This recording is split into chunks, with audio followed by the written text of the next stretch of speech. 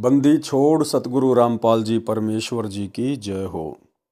परम पिता परमात्मा सारी सृष्टि के रचनहार, कुल मालिक, असंख्य ब्रह्मांडों के स्वामी, जगत गुरु, तीनों लोकों में प्रवेश करके सबका धारण पोषण करने वाले, राजाधिराज, आत्माधार, नाथों के नाथ, देवों के देव, महादेव, सर्वेश्वर, महेश्वर, मृत्युंजय, अजरो अमर, आदि अनादि, सनातनी प्रभु, जगत पिता जगदीश्वर, श्री श्री 1008 की उपाधि के वास्तविक अधिकारी, अकाल मूरत शब्द स्वरूपी राम वासुदेव, सर्वगतम ब्रह्म, परम पूज्य, प्रथम पूज्य, परम संत, परम पुरुष, परम धनी, परम दयालु, सत्य कबीर, हक्का कबीर, अल्लाहु कबीर, अल्लाहु अकबर, बाखबर, अल्लाह ताला, जगत के तारणहार, जगत के मुक्तिदाता, जगत के जगन्नाथ, हारे के सहारे, हिंदुओं के राम, मुसलमानों के अल्लाह, सिखों के वाहिगुरु, ईसाइयों के मसीह, दया के सागर दयानिधि, करुणा के सागर करुणानिधि, स्वयंभू परिभू, संकट मोचन, कष्ट हरण, मंगल करण, दुख भंजन, अविगत कबीर,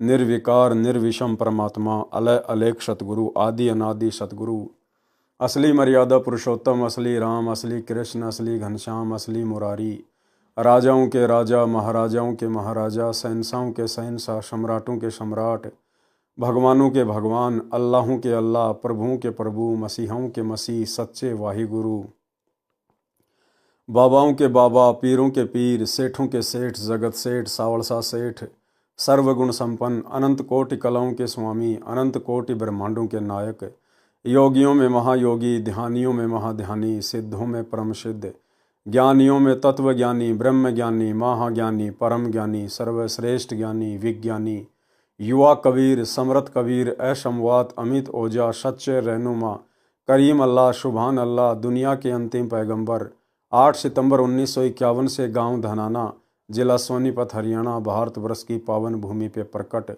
रियल कल की भगवान श्री नारायण साकार हरि, श्री बाबा साहिब, शब्द स्वरूपी राम, संत श्रोमणी सतगुरु रामपाल जी परमेश्वर जी के चरण कमल में साध संगति से जुड़े हुए हम सभी सत्सेवक भाई बहनों का अनंत कोटि दंडवत प्रणाम।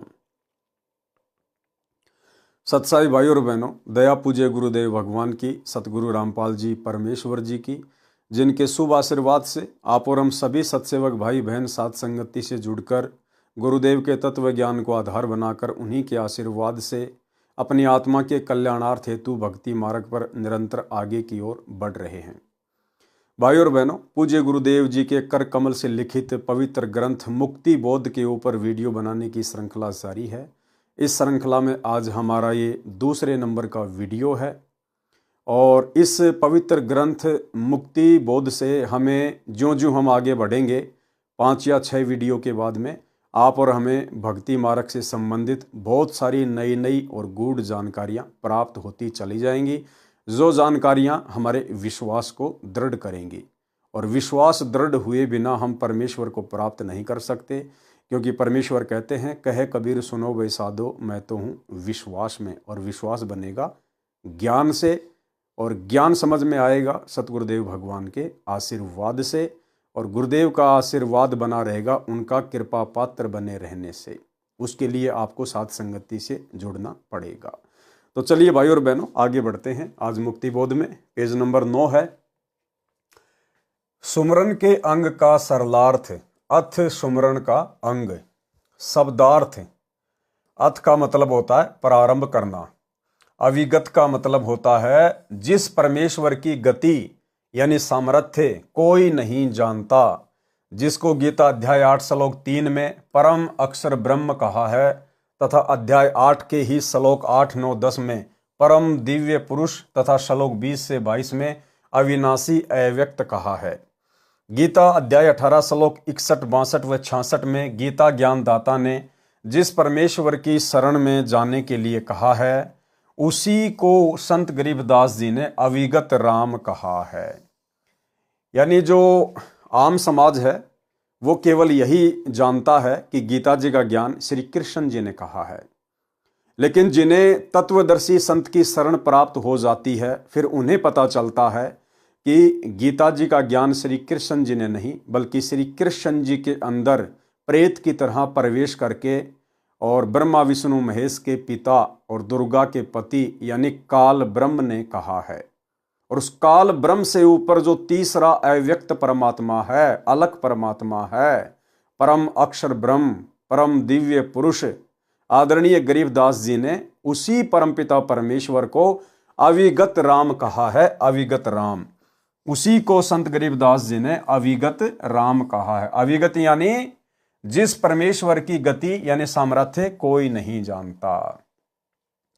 राम की परिभाषा, अब आम समाज में राम शब्द सुनते ही सबके दिमाग की सुई दशरथ पुत्र श्री रामचंद्र जी के ऊपर सेट हो जाती है। दशरथ पुत्र के तो सिर्फ शरीर का नाम ही राम था। वास्तव में राम किसे कहते हैं? राम एक शक्ति बोधक शब्द है। राम उस दिव्य परम पुरुष कबीर परमेश्वर सतगुरु रामपाल जी का उपमात्मक नाम है। राम राम राम शब्द जगत बखाने, आदि राम कोई बिरला जाने। राम की परिभाषा, राम कहो प्रभु स्वामी अल्लाह भगवान ईश परमात्मा या साहब साहिब कहो, ये परमात्मा का बोध कराने वाले नाम हैं। उदाहरण के लिए जैसे तहसीलदार साहब अपने कार्य क्षेत्र का स्वामी है, मालिक है, प्रभु है। उपायुक्त साहब ये अपने जिले में साहब स्वामी प्रभु मालिक है। आयुक्त साहब ये कई जिलों का साहब स्वामी प्रभु मालिक है। प्रांत का मंत्री भी साहब है, स्वामी प्रभु है। मुख्यमंत्री भी साहब राम प्रभु स्वामी है। केंद्र सरकार का मंत्री भी साहब यानी राम प्रभु स्वामी है। देश के प्रधानमंत्री जी भी साहब राम प्रभु स्वामी हैं। देश के राष्ट्रपति जी साहब भी स्वामी है, राम है, प्रभु है। परंतु इन सब की अपनी अपनी सीमाएं हैं, अपने अपने कार्य क्षेत्र के सब ही प्रभु हैं, परंतु वास्तव में समर्थ शक्ति राष्ट्रपति जी हैं। उनके पश्चात प्रधानमंत्री जी समर्थ शक्ति हैं, पूर्ण साहब हैं। इस सुमरण के अंग में वाणी नंबर 15-16 में कहा है कि मूल कमल में राम है, यानी गणेश जी हैं। यानी गणेश जी भी अपने स्तर के राम हैं, स्वामी हैं, प्रभु हैं। मूल कमल में राम है। इस सुमरण के अंग में वाणी नंबर 15 में कहा है कि मूल कमल में राम है, यानी गणेश जी हैं, ये भी स्वामी हैं, राम है यानी देव है। स्वाद कमल में राम, ब्रह्मा सावित्री जी प्रभु हैं। नाभि कमल में राम, विष्णु लक्ष्मी जी प्रभु हैं। और हृदय कमल विश्राम, हृदय कमल में शिव पार्वती भी प्रभु हैं, राम हैं, स्वामी हैं। कंठ कमल में राम है, देवी दुर्गा भी राम है, मालिक है, स्वामी है। त्रिकुटी कमल में राम, सतगुरु रूप में परमेश्वर त्रिकुटी में विराजमान है। त्रिकुटी पर सतगुरु रूप में कौन विराजमान है? परमेश्वर विराजमान है, कबीर भगवान विराजमान है, हमारे पूज्य गुरुदेव भगवान विराजमान हैं। वे उस स्थान पर सतगुरु रूप में अपने कार्य के स्वामी हैं, राम हैं, प्रभु हैं। सहस कमल दल राम है, यानी काल निरंजन भी अपने 21 ब्रह्मांडों का राम है, स्वामी है, प्रभु हैं। यानी राम केवल शक्ति बोधक शब्द है। जैसे साहब, जिला कलेक्टर साहब, प्रधानमंत्री साहब, राष्ट्रपति साहब, थानेदार साहब, सबके नाम के आगे साहब लगता है, लेकिन वो अपने अपने कार्य क्षेत्र के ही साहब हैं, राम हैं, प्रभु हैं, स्वामी हैं। यानी राम शब्द को हमने इस प्रकार से समझना है। जो सहस्त्र कमल दल में अव्यक्त रूप में बैठा है, सुन बस्ती सब ठाम है, सब स्थानों लोकों पर जिसकी सत्ता है, वह सत्य पुरुष भी राम स्वामी प्रभु है।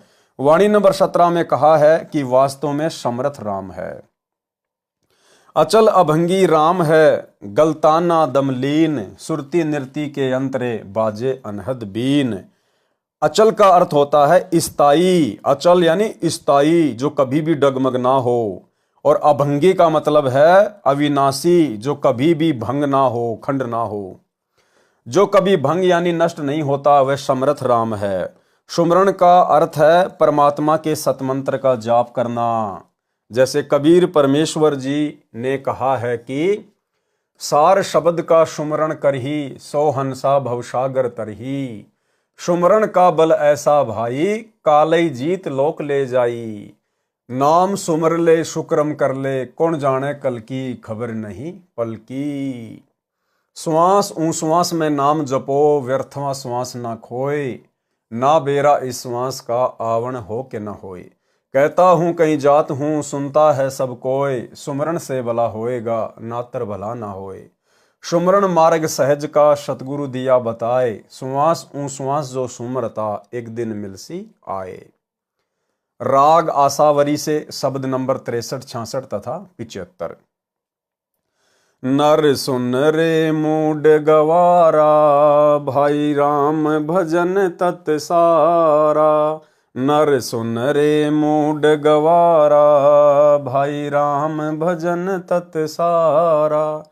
यानी परमेश्वर जब सतगुरु रूप में धरती पे प्रकट होते हैं, तत्वदर्शी संत की भूमिका करते हैं, तो अपने फॉलोवर को समझाते हैं सत्संगों के माध्यम से, शब्द गा गा के, कि नर सुन रे मूड गवारा। यानी जब तक हमें सतगुरु की शरण प्राप्त नहीं होती है, हम लोग मूड गवार पशु की श्रेणी में ही गिने जाते हैं। राम भजन तत्सारा, उस अविगत राम का भजन जो सतगुरु रूप में धरती पे प्रकट होते हैं, उनसे उपदेश लेने के बाद सुमरण ही एकमात्र सार है। राम भजन तत्सारा। नर सुन रे मूड गवारा, भाई राम भजन तत्सारा। नर सुन रे मूड गवारा, भाई राम भजन तत्सारा। राम भजन बिन बैल बनेगा, शुकर स्वान शरीरम। कौआ खर की दे धरेगा, मिटे न या तकसीरम। तकसीरम यानी ये दुख, ये परेशानी, ये संकट कभी नहीं मिटने वाला यदि उस अविगत राम का सुमरण नहीं करेगा तो। कीट पतंग भवंग होत है, गिद्दड़ जम्बक जूनी। बिना भजन जड़ वृक्ष कीजिए, पद बिन काया सूनी। भक्ति बिना नर खर एक हैं, जिन हर पद नहीं जाण्या। पार ब्रह्म की परख नहीं रे, पूज मुए पाषाणा। सथावर जंगम में जगदीशम, व्यापक पूर्ण ब्रह्म बिनानी। निरालंब न्यारा नहीं दर्शन, भुगत चारों खानी। तोलन मोल वजन नहीं आवे, अस्थिर आनंद रूपम। घटमट में तत् सेति न्यारा, सोहम सेति स्वरूपम। बादल छा ओस का पानी, तेरा यो उन्माना। हाट पटन कृत्रिम सब झूठा, रिंचक सुख लिपटाना। नराकार निर्भय निर्बानी, सुरत निरत निरतावै। आत्म राम अतीत पुरुष को, गरीब दास यों पावे। आगे क्या लिखा है परमेश्वर ने? भजन करो उस रब का, जो दाता है कुल सब का। भजन करो उस रब का, जो दाता है कुल सब का। जो सारी सृष्टि का दाता है, जो तीनों लोकों में प्रवेश करके सबका भरण पोषण करता है। 7 शंख ब्रह्मांड अक्षर पुरुष के, 21 ब्रह्मांड ज्योति निरंजन के, और ऊपर के लोकों में कितने ब्रह्मांड हैं, कितने द्वीप हैं, उनकी तो गिनती ही नहीं है। और इनमें जितने भी प्राणी रहते हैं, परमेश्वर सबका भरण पोषण करते हैं, सबका ध्यान रखते हैं। तो कहते हैं उस एकमात्र परमात्मा का, अविगत राम का, कबीर परमेश्वर का भजन करो, जो सबका दाता है। भजन करो उस रब का, जो दाता है कुल सब का। भजन करो उस रब का, जो दाता है कुल सब का। बिना भजन भय मिटे नियम का, समझ बूझ रे भाई। सतगुरु नाम दान जिन दीन्या, यों संतों ठहराई। सत्य कबीर नाम करता का, कल्प करे दिल देवा। सुमरण करे सुरत से लापै, पावे हर पद भेवा। आसन बंद पवन पद पर नाभि नाम जगावे। त्रिकुटी कमल में पद्म झल के जासे ध्यान लगावे। सब सुख भुगता जीवत मुक्ता दुखदारी दर दूरी।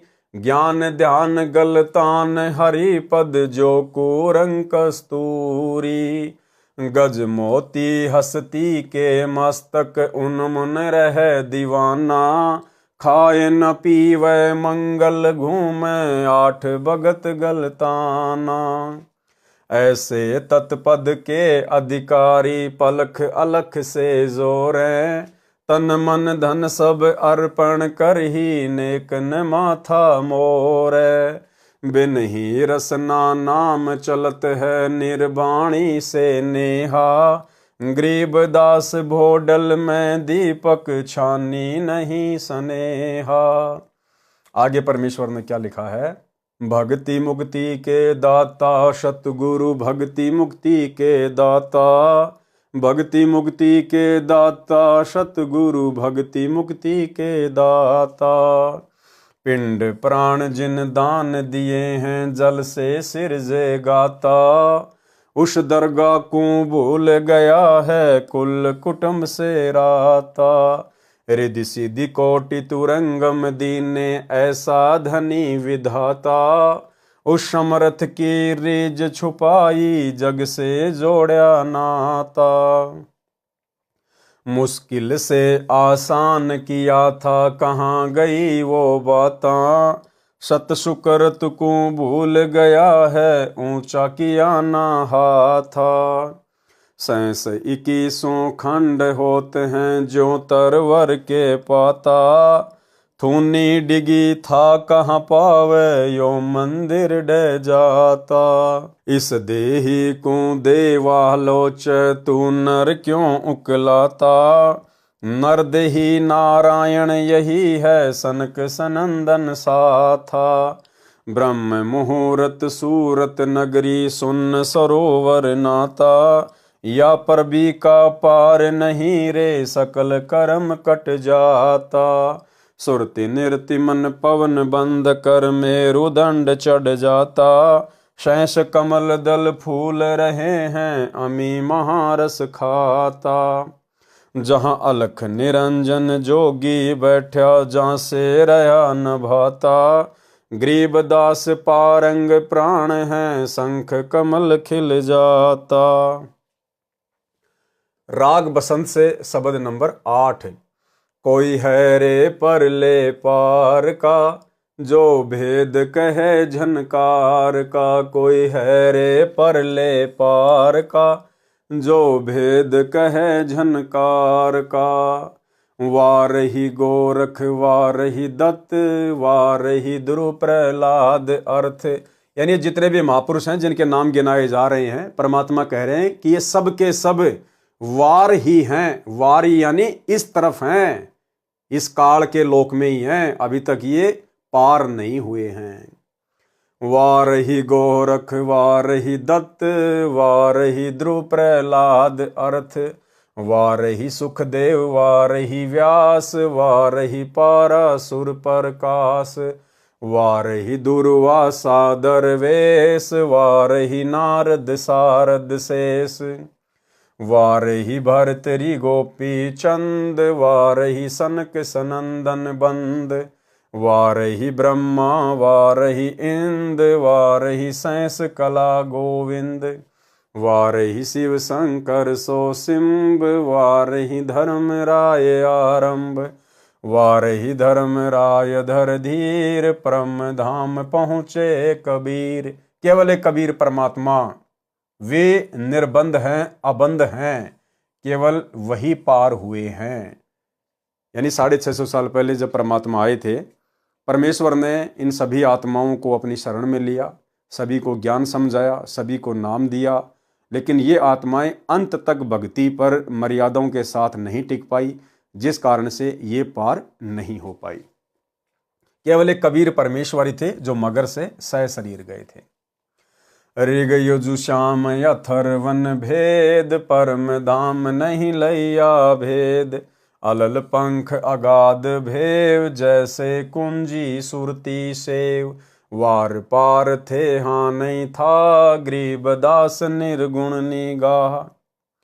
राग होरी से शब्द नंबर 8। अलल का ध्यान धरो रे, चीनो पुरुष विदेही। उलट पवन रेचक कर राखो, काया कुंभ भरो रे। अडिग अमान अडोल अबोलम, टार्यो नाही टरो रे। बिन सतगुरु पद दर्शत नाही, भावे तीहूं लोक फिरो रे। गुण इंद्री का ज्ञान परेरो, जीवित क्यों न मरो रे। पलकों दा भोरा पुरुष बिनानी, खोटा करत खरो रे। कामधेनु दूजे कलवारिन, नीजर अजर जरो रे। कल विष कुशमल बंधन टूटे, सब दुख व्याधि हरो रे। गरीबदास निर्भय पद पाया, जम से नाही डरो रे। सुमरण के अंग का सारांश। संत गरीबदास जी ने अपनी अमृतवाणी रूपी वन में प्रत्येक प्रकार के पेड़ पौधे, जड़ी बूटियां, फूल, फलदार वृक्ष, मेवा की लता आदि आदि उगाई हैं। यानी हर प्रकार का ज्ञान आदरणीय गरीबदास जी महाराज जी ने अपने सदग्रंथ साहिब की वाणियों में समावेश किया है। इसका मुख्य कारण यह रहा है कि जो मूल ज्ञान है उसको गुप्त रखना था। यह परमात्मा कबीर जी का आदेश था। इसी कारण से संत गरीबदास जी ने अनेकों वाणियां कही हैं। मन की आदत है कि यदि कम वाणी है तो उनको कंठस्थ करके अरुचि करता है। ये ढेर सारी अमृतवाणी लिखवाकर संत गरीबदास जी ने मन को व्यस्त तथा रुचि बनाए रखने का मंत्र बताया है। मन पढ़ता रहता है या सुनता रहता है, आत्मा आनंद का अनुभव करती है। वाणी नंबर 18 में कहा है कि गरीब राम कहा तो क्या हुआ, उर्मे नहीं यकीन। चोर मुसे घर लूट ही, 5-25-3।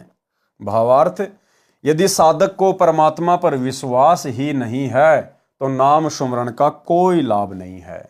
और भाई और बहनों, विश्वास उस समय होगा जब हमें एक परमात्मा की पहचान हो जाएगी कि एकमात्र वो कबीर परमात्मा जो तीनों लोकों में प्रवेश करके सबका भरण पोषण करता है, उनकी शरण में आए बिना लाख जन्म भी इस काल बलि से मुक्ति प्राप्त नहीं कर सकते। जब हमें उस एक परमात्मा की पहचान हो जाएगी तब हमारा उसमें विश्वास भी बनेगा। और आज उस एक परमेश्वर की पहचान सतगुरु रामपाल जी के रूप में हो चुकी है। अन्यथा भाई और बहनों, विश्वास तो छोड़ो, आप जी दृढ़ होकर भक्ति भी सही तरीके से नहीं कर सकते। आपको हमेशा एक संशय बना रहेगा कि परमात्मा कौन है, परमेश्वर कौन है। वो कागज का टुकड़ा, दाढ़ी मूछ वाली कबीर जी की समझे जाने वाली फोटो, या फिर मेरे पूज्य गुरुदेव, कौन है परमात्मा इन दोनों में से। और जब तक भगत का ये संशय निवारण नहीं होगा तब तक वो भक्ति नहीं कर सकता। परमात्मा कहते हैं, गुरु और गोविंद दो नहीं भाई, जब तक दो समझोगे दो जग में जाई। जब तक आप भगवान मानोगे उस दाढ़ी मूछ वाले कबीर जी की फोटो को, और गुरु मानोगे अपने गुरु को कि मेरा गुरु तो केवल गुरु है, एक संत है, भगवान तो कबीर जी हैं, वो दाढ़ी मूछ वाली फोटो है जिनका हम जून के महीने में कबीर प्रकट दिवस मनाते हैं। तो परमात्मा कहते हैं कि ऐसी आत्मा भी तत्वदर्शी संत की शरण में आने के बाद भी वो नरक की ओर ही जाती है कि गुरु और गोविंद दो नहीं भाई, जब तक दो मानोगे दो जग में जाई। यदि साधक को परमात्मा पर विश्वास ही नहीं है तो नाम सुमरण का कोई लाभ नहीं है। उसके मानव जीवन को काम, क्रोध, मोह, लोभ, अहंकार रूपी 5 चोर मुश यानी चुरा रहे हैं।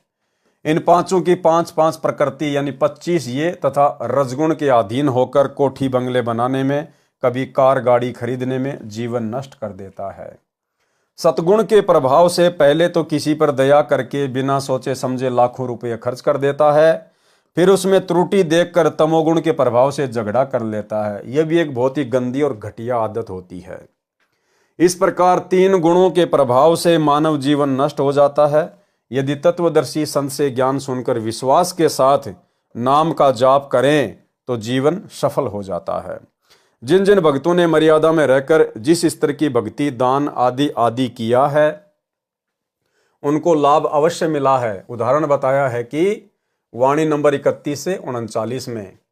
गोरखनाथ, दत्तात्रेय, सुखदेव, पीपा, नामदेव, धन्ना भगत, रहदास यानी रविदास, फरीद, नानक, दादू, हरिदास, गोपीचंद, भरतरी, जंगनाथ, जंगरनाथ, चरपटनाथ, अब्राहिम अदम सुल्तान, नारद ऋषि, प्रहलाद भगत, ध्रुव, विभीषण, जयदेव, कपिल मुनि, स्वामी रामानंद जी, श्री कृष्ण, श्री दुर्वासा, शंभु यानी शिव, विष्णु, ब्रह्मा आदि सबकी प्रसिद्धि पूर्व जन्म तथा वर्तमान में की गई नाम सुमरण की शक्ति से हुई है। अन्यथा ये कहाँ थे, यानी इनको कौन जानता था। इसी प्रकार आप भी तन मन धन समर्पित करके गुरु धारण करके आजीवन भक्ति मर्यादा में रहकर करोगे तो आप भी भक्ति शक्ति प्राप्त करके अमर हो जाओगे। जिन जिन साधकों ने जिस जिस देव की साधना की उनको उतनी महिमा मिली है। यानी भाइयों और बहनों, ये जितने भी नाम यहाँ पर गिना दिए गए हैं ये सभी आत्माएं अभी तक सतलोक नहीं जा पाई हैं। ये सभी आत्माएं इधर ही हैं, ये वार ही हैं, वार ही इसी काल के लोक में। लेकिन इन आत्माओं को इतना लाभ मिल गया, इतना बेनिफिट मिल गया कि कबीर परमेश्वर जी ने फिर इन आत्माओं को काल के हत्थे दोबारा नहीं चढ़ने दिया। और अब कलयुग की बिचली पीढ़ी में परमात्मा इन सभी महापुरुषों को, जिनके अक्सर हम गुरुदेव के मुख कमल से उदाहरण सुनते हैं, इन सभी आत्माओं को वर्तमान में गुरुदेव मनुष्य जन्म देकर फिर से अपनी शरण में लेकर मुक्ति प्राप्ति का मौका देंगे, अगर आजीवन मर्यादा के साथ भक्ति करते रहे तो। कबीर जी ने कहा है कि जो जाकी शरणा बसे ताको ताकी लाज, जल स्यों ही मछली चढ़े बह जाते गजराज। भावार्थ, जो साधक यानी भगत जिस राम यानी देव प्रभु की भक्ति पूरी श्रद्धा से करता है तो वह राम उस भगत की इज्जत रखता है, यानी उसको अपने सामर्थ्य अनुसार अपने क्षेत्र में पूर्ण लाभ देता है।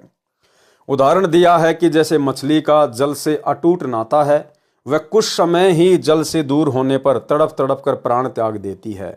ऐसी श्रद्धा देखकर जल ने उसको अपने क्षेत्र में पूर्ण स्वतंत्रता दे रखी है, उसको कोई रोक टोक नहीं है। जैसे ऊंचे स्थान यानी फाल से 50 फुट से दरिया का जल गिर रहा होता है, वह जल की धारा बड़े से बड़े हाथी यानी गजराज को भी बहा ले जाती है, जो हाथियों का राजा होता है।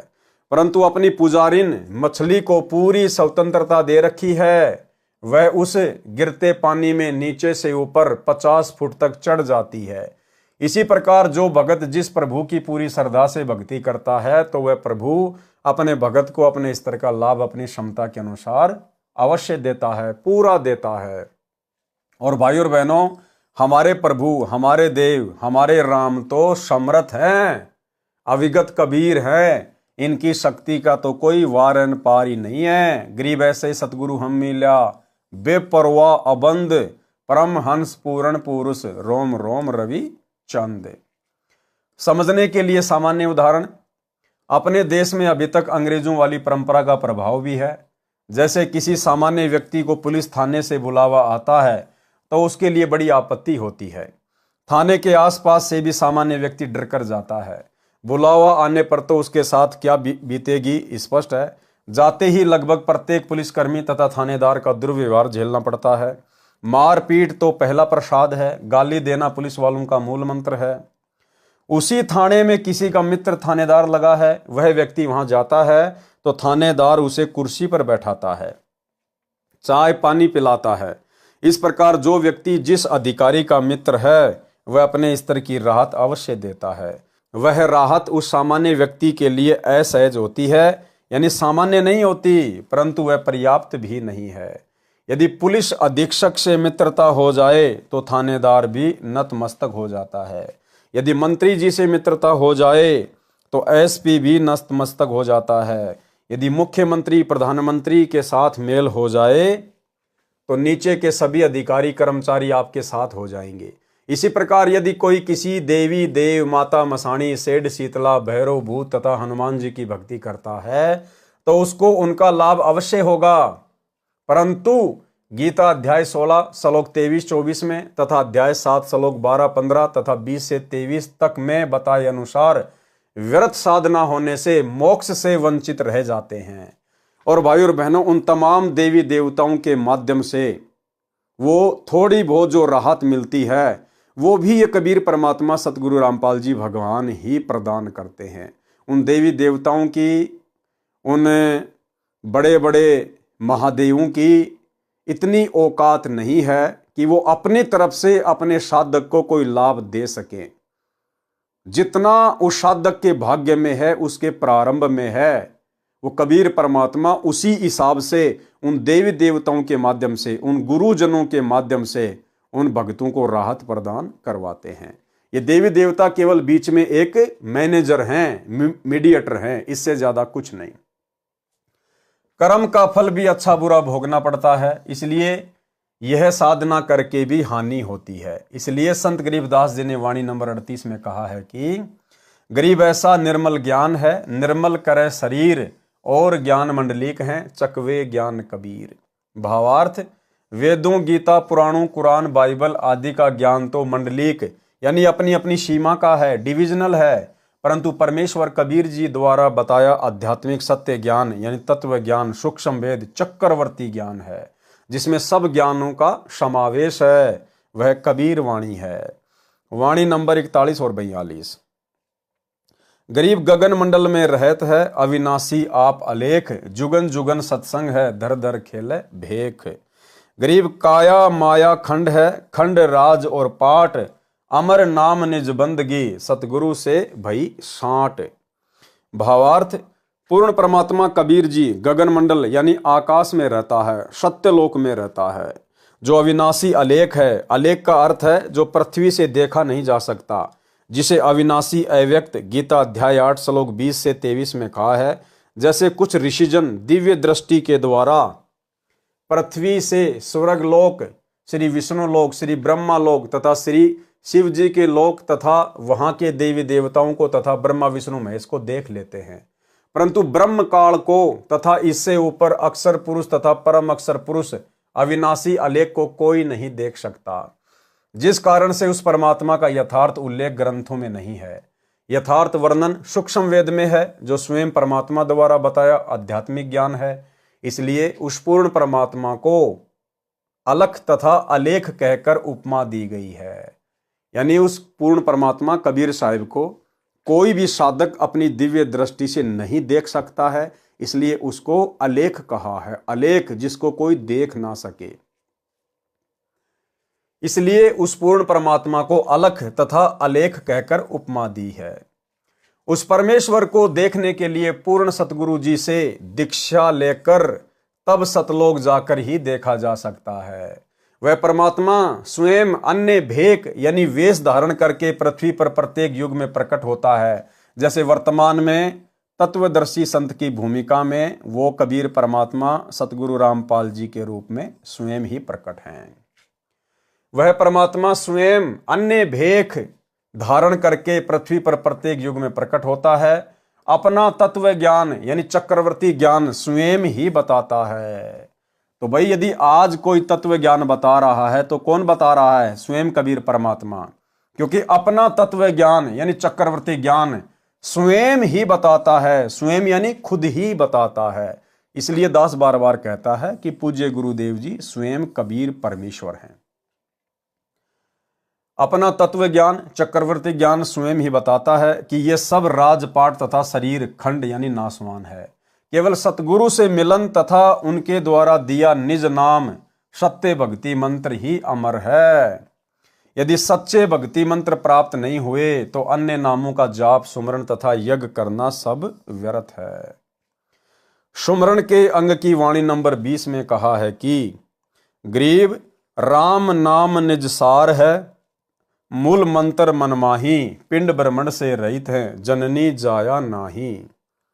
भावार्थ, संत गरीबदास जी ने कहा है कि मोक्ष के लिए राम के नाम का जाप ही निज सार है, यानी मोक्ष प्राप्ति का निष्कर्ष है। नाम सुमरण से ही मुक्ति होती है। नाम भी मूल मंत्र यानी यथार्थ नाम हो। जिस पूर्ण परमात्मा का जो मूल मंत्र यानी सार नाम है वह परमेश्वर पिंड यानी नाड़ी तंत्र से बने 5 तत्व के शरीर से रहित है। उसका 5 तत्व का शरीर नहीं है। परमात्मा का जन्म किसी माता से नहीं हुआ है। वाणी नंबर 21। गरीब राम रटत नहीं ढील कर, हरदम नाम उचार, अमी महारस पीजिए यो तत् बारंबार। हे भगत, पूर्ण गुरु से दीक्षा लेकर उस राम के नाम की रटना यानी जाप करने में देरी यानी ढील मत कर। प्रत्येक श्वास में उस नाम को उच्चार यानी जाप कर। ये सुमरण का अमृत बार बार पी यानी कार्य करते करते तथा कार्य से समय मिलते ही जाप शुरू कर दे। इस अमृत रूपी नाम जाप के अमृत को पीता रहे। ये तत् यानी भक्ति का सार है। यदि यथार्थ नाम प्राप्त नहीं है तो चाहे पुराणों में वर्णित धार्मिक क्रियाएं करोड़ों गाय दान करो, करोड़ों धर्म यज्ञ जोनार यानी जिम्मनवार करो, किसी लड़के के जन्म पर भोजन कराना करो, चाहे करोड़ों कुएं खुदवाओ, करोड़ों तीर्थों के तालाबों को गहरा करवाओ, जिससे जम की मार यानी काल की चोट यानी कर्म का दंड समाप्त नहीं हो सकता। केवल कबीर परमेश्वर जी से उपदेश प्राप्त करके और उनका जो निज नाम है केवल उसी का सुमरण करने से जीव मुक्ति प्राप्त कर सकता है और जितने भी ये कर्म के दंड हैं इनकी चोट से बच सकता है। वाणी नंबर 22। गरीब कोटि गऊ जे दान दे, कोटि जग जोनार, कोटि कूप तीर्थ खने, मिटे नहीं जम्मार।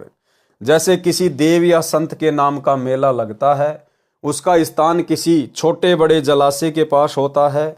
श्रद्धालुओं को उस तालाब से मिट्टी निकलवाने को कहा जाता है तथा उसको पुण्य का कार्य कहा जाता है। यदि सतनाम का जाप नहीं किया तो मोक्ष नहीं होगा। साधक को अन्य साधना का फल स्वर्ग में समाप्त करके पाप को नरक में भोगना होता है, इसलिए सब व्यर्थ है। वाणी नंबर 23। गरीब कोटिक तीर्थ बरत करी, कोटि गज करी दान, कोटि अश्व विप्रो दिए, मिटे न खेचा तान। चाहे करोड़ों तीर्थों का भ्रमण करो, करोड़ों व्रत रखो, करोड़ों गज यानी हाथी दान करो, चाहे करोड़ों घोड़े ब्राह्मणों को दान करो, उससे जन्म मरण तथा कर्म के दंड से होने वाली खेचाताण यानी दुर्गति समाप्त नहीं हो सकती। वाणी नंबर 24। गरीब पार्वती कै उर धर्या, अमर भई क्षण माही, सुखदेव की 84 मिटी, निरालम निज नाम। वाणी नंबर 24 का भावार्थ है कि जैसे पार्वती पत्नी शिव शंकर को जितना अमृतत्व वह भगवान शिव जितनी आयु नाम प्राप्ति के बाद जिएगी, फिर दोनों की मृत्यु होगी, इतना मोक्ष है। उसको भी देवी जी को शिव जी को गुरु मानकर निज मंत्रों का जाप करने से प्राप्त हुआ। ऋषि वेदव्यास जी के पुत्र सुखदेव जी को अपनी पूर्व जन्म की सिद्धि का अहंकार था, जिस कारण से बिना गुरु धारण किए ऊपर के लोकों में सिद्धि से उड़कर चला जाता था। जब श्री विष्णु जी ने उसे समझाया और स्वर्ग में रहने नहीं दिया, तब उनकी बुद्धि ठिकाने आई। राजा जनक से दीक्षा ली, तब सुखदेव जी की उतनी मुक्ति हुई जितनी मुक्ति उस नाम से हो सकती थी। परमानेंट मुक्ति यहाँ के किसी भी देव महादेव के नाम से नहीं हो सकती। परमानेंट मुक्ति केवल कबीर परमेश्वर सतगुरु रामपाल जी की शरण में आकर उपदेश प्राप्त करने से और आजीवन मर्यादित रहकर भक्ति सफल करने से ही संभव है। परमेश्वर कबीर जी अपने विधान अनुसार राजा जनक को भी त्रेता युग में मिले थे। उनको केवल हरियम नाम जाप करने को दिया था, क्योंकि वे श्री विष्णु जी के भगत थे। वही मंत्र सुखदेव को प्राप्त हुआ था, जिस कारण से वे श्री विष्णु लोक के स्वर्ग रूपी होटल में आनंद से निवास कर रहे हैं।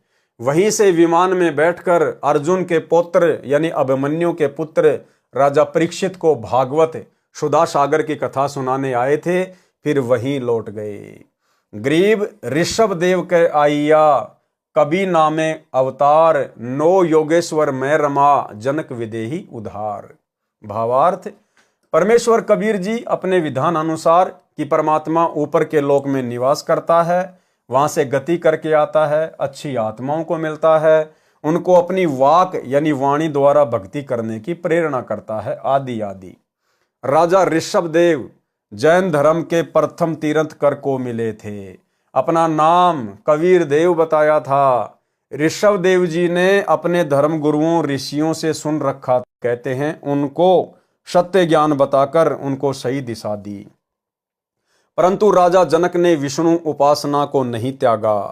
राजा जनक से दीक्षा लेकर सुखदेव ऋषि को स्वर्ग प्राप्त हुआ, परंतु वह पूर्ण मोक्ष नहीं मिला, जो गीता अध्याय 15 श्लोक 4 में कहा है। क्या कहा है कि तत्वदर्शी संत से तत्व ज्ञान समझने के पश्चात अध्यात्म अज्ञान को तत्व ज्ञान रूपी शस्त्र से काटकर उसके पश्चात परमेश्वर के उस परम पद की खोज करनी चाहिए, जहां जाने के पश्चात साधक लौटकर संसार में कभी नहीं आते, यानी कभी फिर जन्म मृत्यु नहीं होती।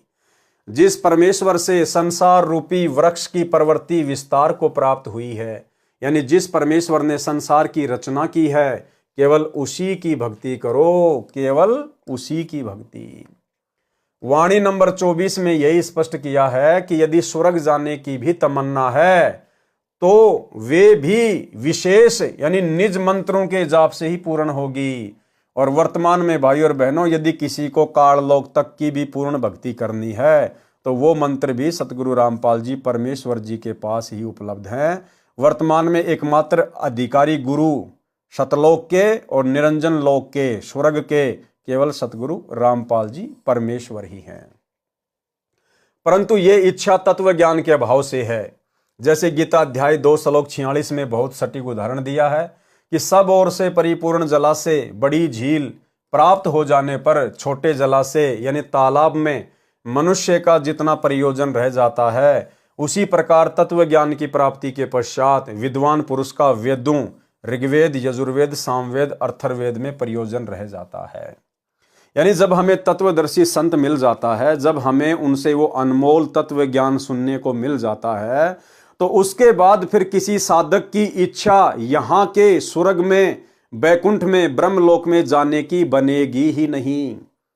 जिस प्रकार पुराने समय में गांव के गांव किसी तालाब या जोहड़ के भरोसे रहा करते थे, और उन गांव वालों को यदि कोई उससे बड़ा 3-4 गुना बड़ा जोहड़ या तालाब मिल जाए तो उन गांव वालों की आस्था फिर छोटे तालाब में जितनी रह जाती है, ठीक इसी प्रकार तत्वदर्शी संत से तत्व ज्ञान प्राप्त होने के पश्चात साधक की इच्छा फिर शतलोक में लग जाती है, फिर ब्रह्मा विष्णु महेश के लोक में नहीं रह पाती है।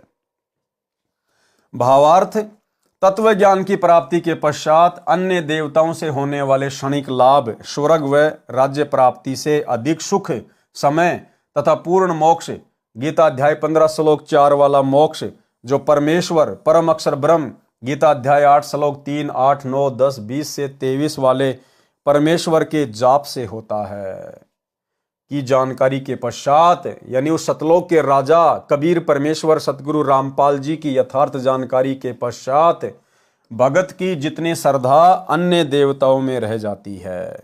कबीर एक साधे सब सदै, सब साधे सब जाए, माली सींचे मूल को फले फूले अघाए। भावार्थ, गीता अध्याय 15 श्लोक 1 से 4 को इस अमृतवाणी में संक्षिप्त करके बताया है कि जो ऊपर को मूल यानी जड़ वाला तथा नीचे को तीनों गुण रजगुण ब्रह्मा, सतगुण विष्णु, तमगुण शिव रूपी शाखा वाला संसार रूपी वृक्ष है। कबीर अक्षर पुरुष एक पेड़ है, निरंजर वा की डार, तीनों देवा शाखा हैं, पात रूप संसार। जैसे पौधे को मूल की ओर से पृथ्वी में रोपण करके मूल की सिंचाई की जाती है, तो उस मूल परमात्मा परम अक्षर ब्रह्म की पूजा से पौधे की परवरिश होती है। सब तना डार शाखाओं तथा पत्तों का विकास होकर पेड़ बन जाता है। छाया फल तथा लकड़ी सर्व प्राप्त होती हैं, जिसके लिए पौधा लगाया जाता है। यदि पौधे की शाखाओं को मिट्टी में रोपकर जड़ों को ऊपर करके सिंचाई करेंगे तो भक्ति रूपी पौधा नष्ट हो जाएगा। इसी प्रकार एक मूल यानी परम अक्षर ब्रह्म रूप परमेश्वर की पूजा करने से, कौन से परमेश्वर की? कबीर देव वर्तमान में सतगुरु रामपाल जी के द्वारा बताई गई भक्ति करने से, परमेश्वर की पूजा करने से सर्व देव विकसित होकर साधक को बिना मांगे फल देते रहेंगे, जिसका वर्णन गीता अध्याय 3 श्लोक 10 से 15 में भी है। इस प्रकार ज्ञान होने पर साधक का प्रयोजन उसी प्रकार अन्य देवताओं में रह जाता है, जैसे झील की प्राप्ति के पश्चात छोटे जलाशय में रह जाता है। छोटे जलाशय पर आश्रित को ज्ञान होता है कि यदि 1 वर्ष बारिश नहीं हुई तो छोटे तालाब का जल समाप्त हो जाएगा, उस पर आश्रित भी संकट में पड़ जाएंगे। झील के विषय में ज्ञान है कि यदि 10 वर्ष भी बारिश न हो तो भी जल समाप्त नहीं होता। वह व्यक्ति छोटे जलाशय को छोड़कर तुरंत बड़े जलाशय पर आश्रित हो जाएगा। ठीक इसी प्रकार जब तत्वदर्शी संत से सत्संग सुनने के पश्चात साधक को ज्ञान होता है कि भाई ये देव महादेव ब्रह्मा विष्णु महेश यानी काल निरंजन जो 21 ब्रह्मांड का स्वामी है, इसकी भक्ति भी हमें परम सुख प्रदान नहीं कर सकती, इसकी भक्ति भी जन्म मरण से छुटकारा प्राप्त नहीं करवा सकती। इसलिए जब साधक को पता चल जाएगा कि परम अक्षर ब्रह्म की भक्ति करनी चाहिए और परम अक्षर ब्रह्म स्वयं धरती पर तत्वदर्शी संत की भूमिका करता है ज्ञान समझाने के लिए, उसके पश्चात साधक का सीधा मोक्ष हो जाता है। सदा सदा के लिए वो परम शांति को सचखंड में प्राप्त करता है। भले ही छोटे जलाशय का जल पीने में झील के जल जैसा ही लाभदायक है, परंतु पर्याप्त व चिरस्थायी नहीं है। इसी प्रकार अन्य देवताओं रजगुण ब्रह्मा जी, सतगुण विष्णु जी तथा तमगुण शिव जी की भक्ति से मिलने वाले स्वर्ग का सुख बुरा नहीं है, परंतु क्षणिक है, पर्याप्त नहीं है। उसके बाद फिर 84 लाख योनियों में गधा कुत्ता सुअर बनना पड़ेगा, नरक का कष्ट भोगना पड़ेगा। इन देवताओं तथा इनके अतिरिक्त किसी भी देवी देवता पितर व भूत पूजा करना गीता अध्याय 7 श्लोक 12 से 15, 20 से 23 तथा अध्याय 9 श्लोक 25 में मना किया है। इसलिए भी इनकी भक्ति करना शास्त्र विरुद्ध होने से व्यर्थ है, जिसका गीता अध्याय 16 श्लोक 23-24 में प्रमाण है। कहा है कि शास्त्र विधि को त्याग कर मनमाना आचरण करने वालों को न तो सुख प्राप्त होता है, न सिद्धि प्राप्त होती है और न ही परम गति यानी पूर्ण मोक्ष की प्राप्ति होती है, अर्थात सब व्यर्थ प्रयत्न है। गीता अध्याय 16 श्लोक 23। इससे तेरे लिए अर्जुन कर्तव्य यानी जो भक्ति कर्म करने चाहिए और अकर्तव्य यानी जो भक्ति कर्म न करने चाहिए उसके लिए शास्त्र ही प्रमाण है, यानी शास्त्रों को आधार मानकर निर्णय लेकर शास्त्रों में वर्णित साधना करना योग्य है। गीता अध्याय 16 श्लोक 24। सुमरण के अंग की वाणी नंबर 38 में कहा है, गरीब ऐसा निर्मल ज्ञान है, निर्मल करे शरीर और ज्ञान मंडलीक हैं, चकवे ज्ञान कबीर।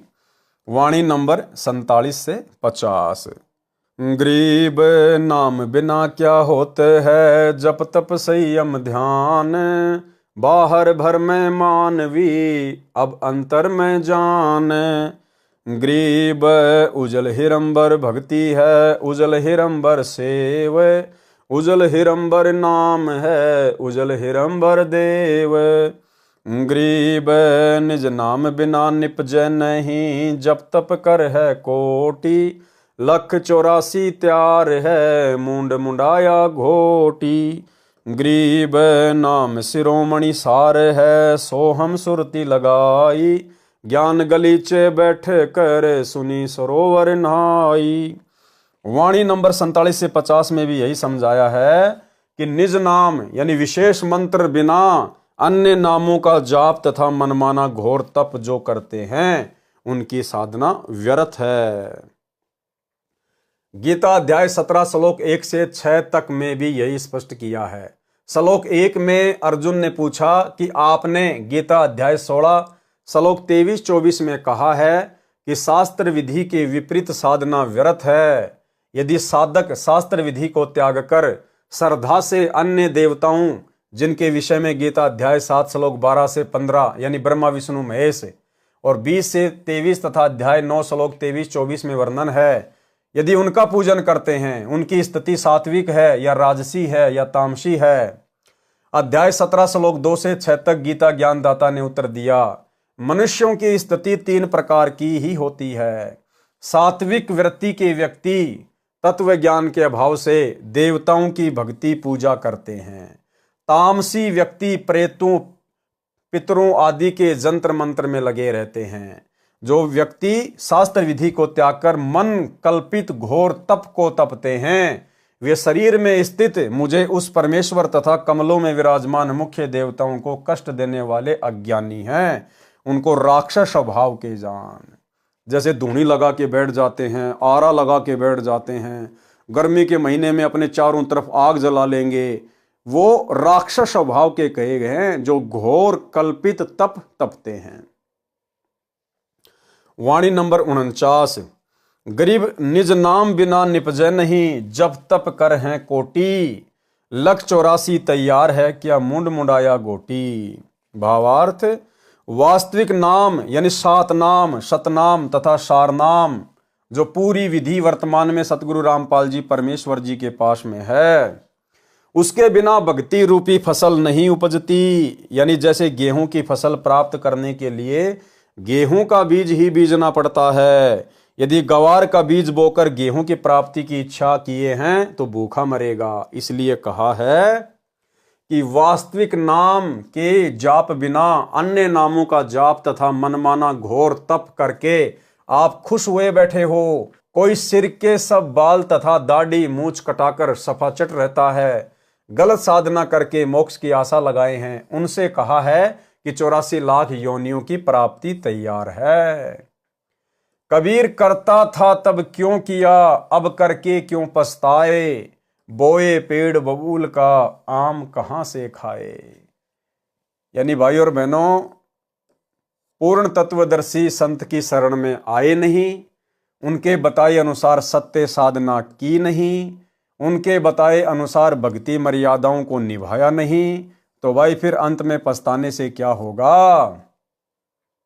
जब तत्वदर्शी संत समझा रहा था, बता रहा था, उस समय तो उनकी बातों पे ध्यान नहीं दिया, और काल प्रेरणा से अन्य जो नीचे स्तर की साधना है, देवी देवताओं की, ब्रह्मा विष्णु महेश और इस ब्रह्म ज्योति निरंजन तक की साधना में लगे रहे, जिसके फलस्वरूप कुछ समय आपको स्वर्ग मिल जाएगा, उसके बाद उससे ज्यादा समय फिर नरक मिलेगा, उससे भी ज्यादा समय फिर लख 84 योनियों में महाकष्ट भोगने पड़ेंगे। तो परमेश्वर कहते हैं कि समय रहते तो चेते नहीं, कबीर करता था तब क्यों किया, अब करके क्यों पछताए, बोए पेड़ बबूल का आम कहां से खाए। तो भाई और बहनों, दया है परमपिता परमेश्वर की, सतगुरु रामपाल जी की। आज आप और हम सभी भगत भाई बहनों को पूर्ण परमेश्वर की शरण प्राप्त हो चुकी है। उस तत्वदर्शी संत की बाखबर की हमें शरण प्राप्त हो चुकी है। और यदि हम आजीवन इस भक्ति मार्ग पर मर्यादाओं में रहकर डटे रहे, लगे रहे, तो हमारा पूर्ण मोक्ष इसी जन्म में 101% अटल है, अडिग है, कोई रोक नहीं सकता। लेकिन जो कंडीशन है, जो शर्त है सतगुरु की, उनके ऊपर हमने खरा उतरना पड़ेगा। ज्ञान को आधार, गुरु को भगवान, तब कहीं जाकर हम इस पूर्ण मोक्ष प्राप्ति के योग्य बनेंगे। तो भाई और बहनों, पूज्य गुरुदेव सतगुरु रामपाल जी के कर कमल से लिखित पवित्र ग्रंथ मुक्ति बोध के इस 2 नंबर वीडियो में आज केवल इतना ही। कल रात्रि 8 बजे सभी भाई बहन फिर से लाइव जुड़िए 3 नंबर के वीडियो में। इसी प्रकार हम धीरे धीरे आगे बढ़ेंगे। परमेश्वर के आशीर्वाद से इस पवित्र ग्रंथ मुक्ति बोध पर तकरीबन 60 से 70 के आसपास वीडियो बनेंगे। और जैसे जैसे हम आगे बढ़ेंगे, क्योंकि अभी तो शुरुआत है, कम से कम 4 या 5 वीडियो तो थोड़े बहुत नॉर्मल ही रहेंगे, एक भूमिका को लेकर चलेंगे। उसके बाद फिर परमेश्वर आगे इनमें महापुरुषों की कथाओं का वर्णन करेंगे, जिससे सुनकर हमारी आत्मा भी गदगद होगी और हमारा विश्वास भी भक्ति मार्ग पर बढ़ेगा। तो आज के वीडियो में केवल इतना ही। गुरुदेव भगवान हम सबको आज्ञा दें, इजाज़त दें, आशीर्वाद दें। बंदी छोड़ सतगुरु रामपाल जी परमेश्वर जी की जय हो।